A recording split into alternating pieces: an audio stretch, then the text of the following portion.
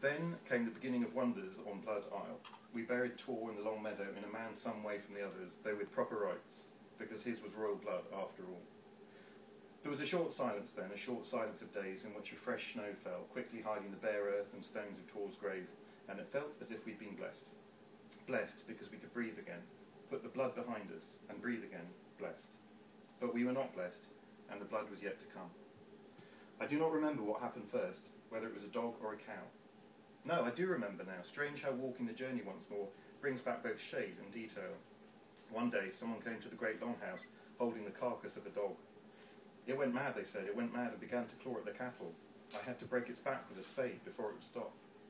That was the first.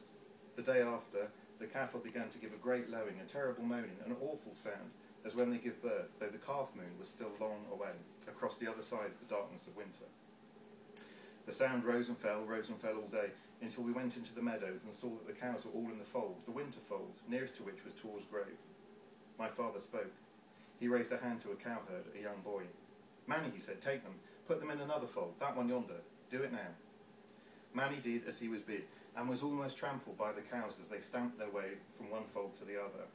Once in the far fold they grew quieter, though still a great cry would come from them, a sound that haunted us throughout the black night.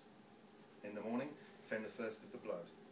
Another dog was dead, but not this time at his master's hand. It was one of the bitches. She was found by the midden with her throat torn and her blood taken. Father ordered the carcass to be burnt, not thrown into the midden. Eric and I looked at each other, our eyes gaping. Why is he doing that? Eric whispered to me. I tilted my head to one side. I don't know, brother, but I'm afraid. Eric took my hand, and we walked on through the short day, but by nightfall there were to be more strange wonders. The dried fish in the buttery were found rotting. The butter was rancid. But these were just portents, mere omens, and the worst was yet to come, for it was that night that someone said they'd seen a figure stalking the long meadows, a tall, strong figure with a dark face. They said it was Tor. That morning, as Eric and I brushed bad dreams through our heads, we woke to the sound of screaming. First we ran outside and saw the carcass of a cow, a whole cow, gutted and bled, lying in the lane right outside the longhouse. A trail of blood led towards it. Voices cried and wailed and muttered, who has done such a thing? Who could do such a thing? The beast is heavy. Who could lift it here?